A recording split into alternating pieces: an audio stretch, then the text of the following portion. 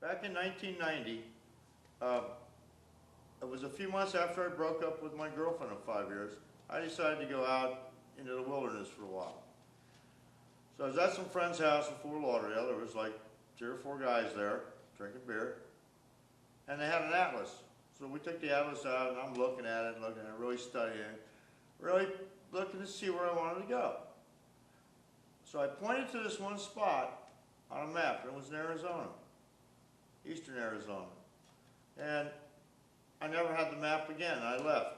Well, a couple weeks later, right when I was getting ready to leave, like a week before I was leaving, one of the brothers at that guy's at the house totaled his car out. He said, "Hey, I'll go out there with you," because his car was totaled out. So I said, "All right." So we go out to, get in the car, we drive out there. We don't have this map with us. We get maps along the way.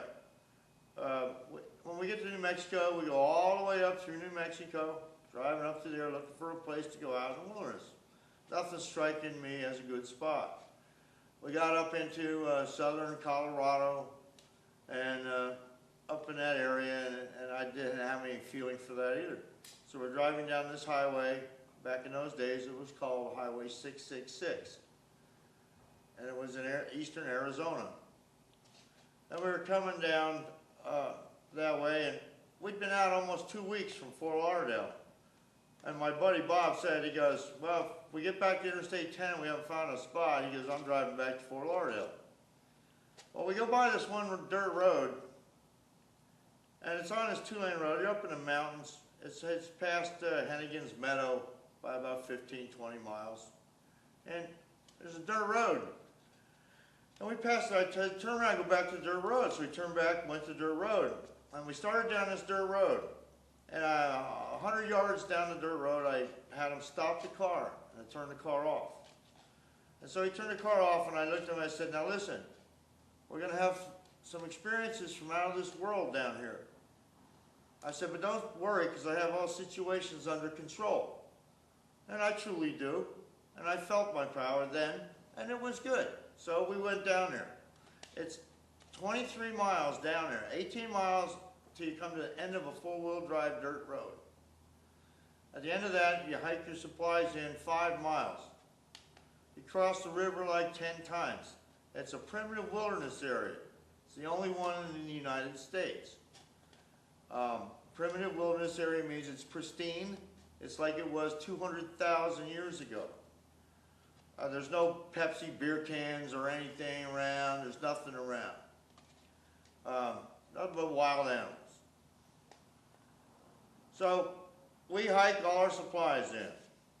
Now, while we're hanging out there, every Tuesday at 10:30, a camouflage C-130 with extra fuel tanks on its wings would come in the mountains from the north below mountain peak level, between the mountains. It would turn and bank over top of our camp and go over this mountain right next to us, and you'd hear his engines feather back, which means they're either landing or doing an airdrop. Every Tuesday at 10:30, you could set your watch by it. So this had to be their milk run. A milk run is like regular supplies, food supplies, whatever it is, weekly supplies. All right?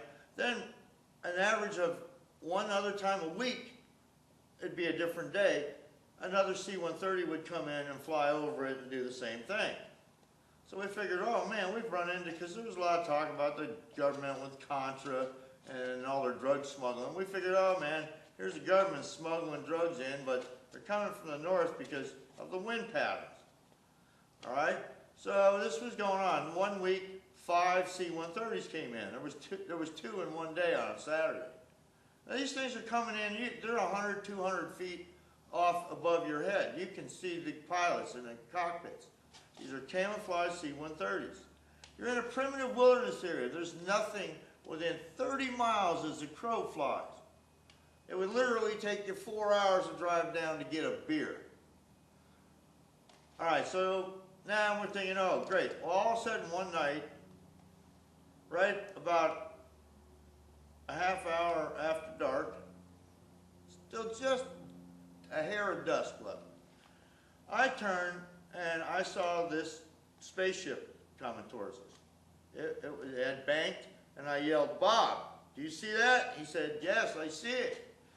Okay, so here's this spaceship. It's 1,000 feet across. It's solid black. It is the shape of a triangle. It is, the flat part of the triangle is coming at us, tapered backwards.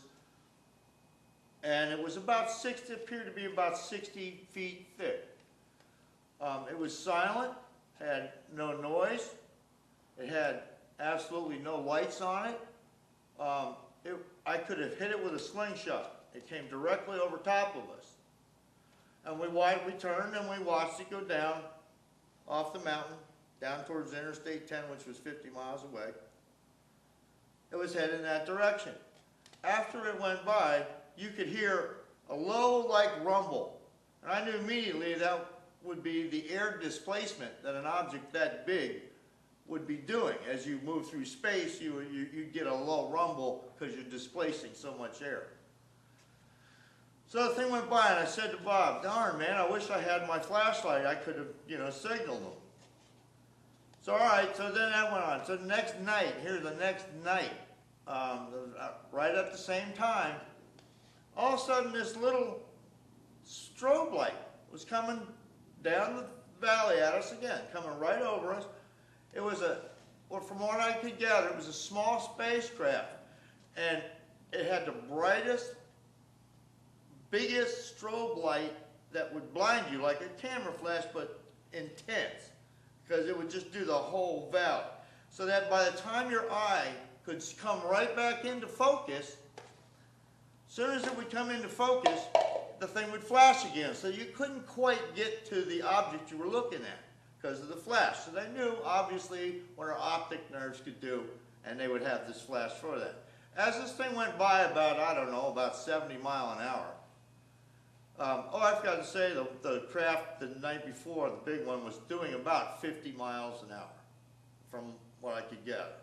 All right, so this spacecraft, this strobe light, goes flying by us, and then we turn back, and here comes the big black beauty again.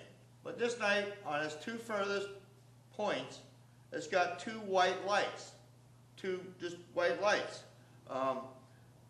It's coming towards us. You can see when you look up at this thing, you can see all the pipes, the hatches. You can see everything underneath of this spaceship as it goes by you. So this night, I have my flashlight. I immediately, because it's right after dusk, it's right at, you can still see really well.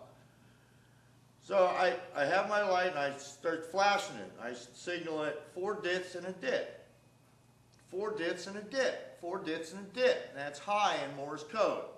And I took communications in the military when I was in the military.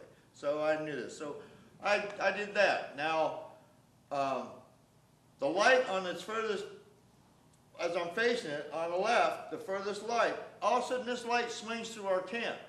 My friend is hysterically screaming at me to stop flashing this thing. He's hysterical. I signal it again.